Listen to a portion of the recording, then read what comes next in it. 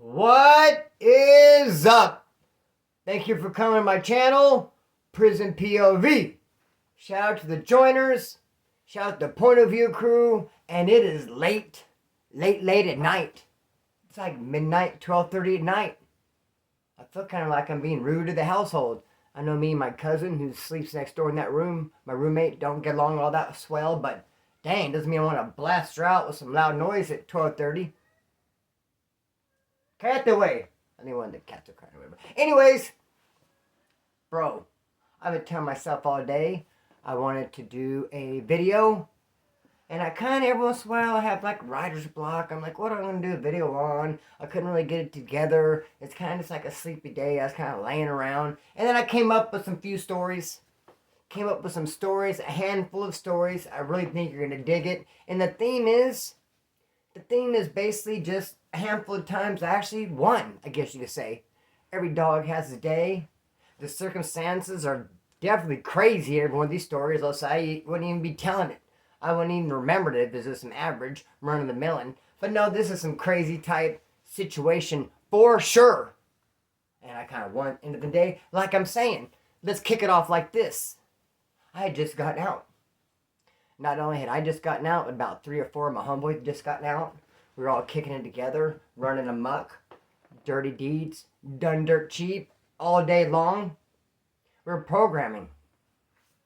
There was this chick I met. She had a female roommate. I knew them. I'd been by their pad a couple times. I knew them a little bit, not too much. We had some of the same friends, kind of ran in the same circle. It was late at night, like it is now, like midnight, 1 a.m., and one of those girls called me. It was like, hey, what's up? What are you doing? What's going on? And I was like, I'm kicking back with the homeboy. We're just doing this and that. She said, well, come over. You two come over and hang out with me and my roommate. Just us four can kick it. You know, you're picking up and I'm putting down. You want a vibe? And I was like, man, I told the homeboy, I was like, hey, these 2 chicks want us to go over there. I was like, well, let's roll. Let's go see what's happening. We go over there, knock on the door. They answer the door, and they're straight up skivvies. Bro, in their underwear, homeboy, they answer the door, scantily clad. The lights down low. They say, come in. They start sweet talking. Everything I say, self, man, this is great. And then all of a sudden, like, hey, we got to show you something real quick before we get carried away. Before we go there, can you help us maybe address a problem? Like, yeah, problem, sure. Yeah, what's up? You got the right guys. What kind of problem could we do if we, go there? Let's take care of some problem. God, what is it? And she points out a carcass. A dead body. Forgive me, YouTube guidelines. A dude OD'd, laying there, slobber out of his mouth, damn near rigor mortis. Bluish. Maybe not blue, but it certainly didn't look like a healthy human color. Didn't look like a humanoid. Bro, I'm like, what? Yeah, can you help us out? Can you get rid of this dude? Can you take him? Take him where, I say? We don't care. Just he's here, he's stressing us out. It's like, get rid of him. And I was like, wait a minute. Now I'm insulted. Because tonight, you sat here and thought to yourself, man, how can I get rid of this dude who OD'd in my pad? And I came to mind. You thought of Splinter. You thought, who can I prance around from, shake my tatas, and get some dude to haul off this guy who's DOA? Oh, Splinter will do it. I think, is that the kind of impression I left with you? That's the kind of first impression I made, that I was that type of dude that would come over and do this for you? And my homeboy's like, bro, let's just do it real quick. I was like, he won't fit in my truck. He said, we'll just go check. I go, I'll be right back. He said, I'm not doing this for him. I'm like, I don't even think it'll fit in my truck, but let me see. So I go outside, and as I go out to my truck, someone's breaking into it. Someone has my door open. All I see is elbows and asshole, and they are in my truck breaking in. And I go, hey! And I push up on them, and they run away, and they jump in the car, and they bounce, and they dip. They're gone. And I go over to my truck, and I'm like, dang, my glove box is open, and in it I had a cohete. I'm hoping that YouTube guidelines don't speak Spanish.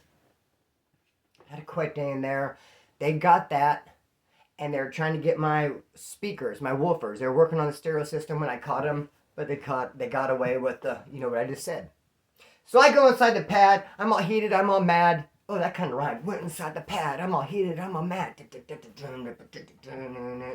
I tell my homeboy I was with, I was like, dude, you're not going to believe it. I just got. They just clipped me out of my glove box. They were working on the stairs, so we started making some calls. I told you about 3 or 4 of my homeboys. We all got out. We had a lot of stuff sewed up. We had our hands in a lot of different cookie jars. We knew a lot of different people. We were kicking up dust. I started making some calls. He made some calls. He's like, hey, that was Splinter's truck. You came and got that. He's hanging out with this dude. Hey, homeboy, we're doing this. And that was Splinter's. You got the wrong. So we started making all these calls. And in that time frame, about an hour, we're sitting there making these calls, trying to figure out what's going on. The dude ended up waking up. He woke up, and I told him, dude, hey, happy to see you're alive. I say, man, these chicks wanted me to take you and dump you behind Home Depot. And they're like, oh, don't tell him that. That's messed up. No, he didn't. It's like, bro, yeah, I did. Homeboy, I'm going to keep you all the way real with you. I don't know how close you are with these chicks, but I wouldn't trust them too much. They're ready to throw you out, brother. Anyways, made some calls. People said, see what they could do. I went to go leave, and guess what? Quick Day was back in the glove box. And the glove box was closed. Someone came back and returned it to me. They stole it. They got away. We made some calls saying, we're coming for you. They said, hey, Splinter thinks he recognized the car. We're going to come look for that car. We're going to come look for the people. And they got spooked. And they said, Charlie Holmes, we don't want that kind of heat, that kind of smoke. And they brought it back and returned it. I thought that was pretty dope, homeboy. So, trip on this. I'd inherited a house. I was in prison. I was in a 4-year term. Some things happened to my family. Ended up getting a little inheritance. Ended up inheriting this house. So I get out, obviously, and move in there, but I'm absconding on parole, end up getting in trouble, and I'm going to jail.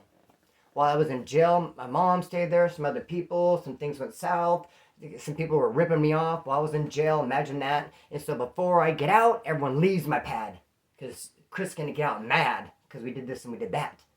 So I get out, I go into a home, a 30-day home, I end up leaving it, and I'm going to my house, I'm absconding on parole, cops looking for me. No one's there. No one's been there. Everyone just ditched me. Ditched the pad. They knew I was mad. Ooh, that rhymed too. So, I'm there. I'm laying low. Cops are looking for me.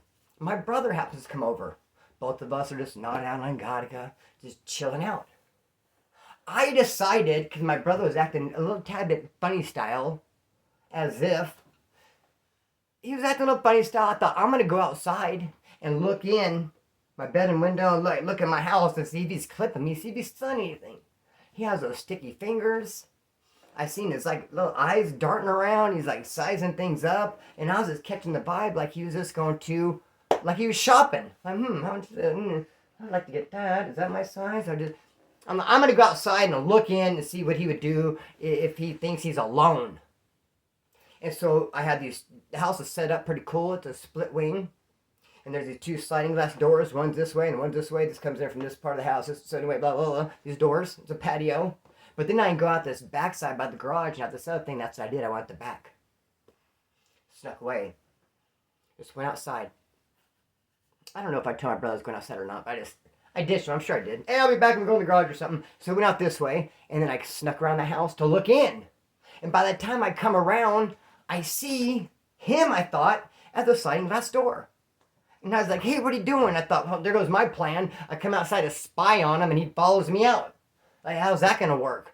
And then I was like, hey, man. And I start noticing this person's like all in black. My brother didn't have black on, like a hoodie on. And I was like, that's not my brother. And I noticed this dude's trying to break in my house. I just caught someone trying to break in my house. And I don't know why this came to me. I know why, because I'm clever. Once in a great while. That's why. And I had a moment of some cleverness. And I went like this, get on the ground. Which it worked. It's worked for me a couple of different times. One time we were getting to get smashed at this party. My cousin had bumped against the shed, and there's a cup of liquids up there. And when he bumped up against it, it fell over and it fell on this girl. And she was covered, thought that my cousin did it on purpose. We all like gathered together. People were pissed. We like left as quickly as possible without it looking like we're actually running. But we actually like got away and we ran by our cars, and they pulled up on us and surrounded us. Getting ready to creep up on us and just put that smash down. But I went like this. I got a knife in my pocket. And I was like, what's up? What's up? Like I was going to pull something. And then I start backing up. And I was like, yeah, it's double-sided. Back up like a crawdad. So yeah, that's worked a couple of times. Get down, I said. Like I had a piece. He didn't even really look back. The dude got down. I was like, Dustin! Calling my brother, Dustin! He didn't come outside. I went looked at my bedroom window. He was in my bedroom, just like I thought. And he was like going like this. Like he was trying to look at everything at once. He was just like licking his lips, beating on the bedroom door. Dude! And he comes outside and got store and this dude laying on the ground. I was like, I just caught this fool breaking into the pad right now. There's still that big old screwdriver. Dude's got his backpack on, his hoodie's all dressed in black. The dude said, my brother is very, very clever and witty as well. Very smart, very funny, very fun to be around. So, I was like, caught this dude breaking in. And the dude said, don't call the cops. And my brother said, we are the cops. And I don't know where he produced them, but he came out with some handcuffs. I was like, what the hell, where'd you get those at? And he handcuffed him behind his back. And the dude's like just laying there handcuffed. And my brother says, now get up and get out of here. We don't want to see you around here no more. And the guy got up and ran off handcuffed. And where his backpack fell and it was hanging. And I actually busted up laughing, and I was not even in a funny mood. I was like really blank, like I have no emotion when those type of moods. But I busted a gut laughing. And I almost wondered, does that dude actually think we're cops? Does he think he's run away from the police? Went inside, I quickly forgot about it. As odd and as wild as that was, it didn't really stick around in the short-term memory until about a half hour later when I got a phone call. Some of the homeboys right down the road. And they said, hey, our homeboy's over here. One of our homeboys is over here, and he's handcuffed. Do you have a handcuff key? Do you have some cutters, some clippers? I was like, no way. That fool's over there. He's your homeboy? How good of a homeboy? Oh, well, he's like a friend of a friend. I was like, he caught that dude breaking into my house. And they commenced to beating that dude's ass. I could hear it over the phone. Made me feel kind of good. Made my heart swell with pride. Here it is. He went to the wrong house to get some help. He went to the homeboy's house. Just like this next story, same sort of deal. My second term, I got 4 years for burglary GTA. Had a girlfriend, I drove her car around all the time. She had a job, I would drop her off at work. My job, while she was at work doing her job, was to go hustle her up some garga, hoping that I gotta roll the R, garga, hoping that the YouTube guidelines doesn't speak Spanish once again. Bro, my job was to go get her well and to help her, so I'm driving around the car, kicking up dust, turning a muck. I drove her car more than she did.